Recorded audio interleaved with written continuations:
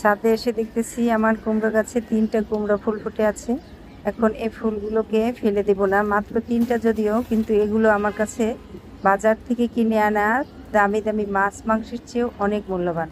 কারণ এগুলোর ভেতরে নেই কোনো সার, নেই কোনো মেডিসিন। এগুলো কিছুটা অর্গানিকও বলা যায়।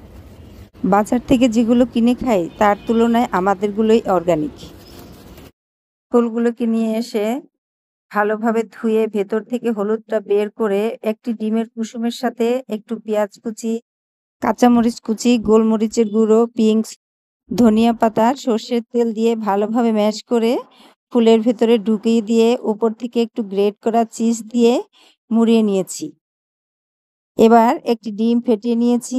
এর ভেতরে ফুলগুলোকে চুবিয়ে এখানে নিয়েছি তিল, সাদা তিলের ভিতরে গড়িয়ে গরম তেলে ছেড়ে দিয়ে সুন্দর মচমচে করে ভেজে তুলে নিয়েছি। এবার একটি ভেঙে দেখাচ্ছি। ফ্রেশ জিনিস বলে কথা। ছাদ বাগানের কোনো জিনিস এতটুকু আমি ফেলে দেই না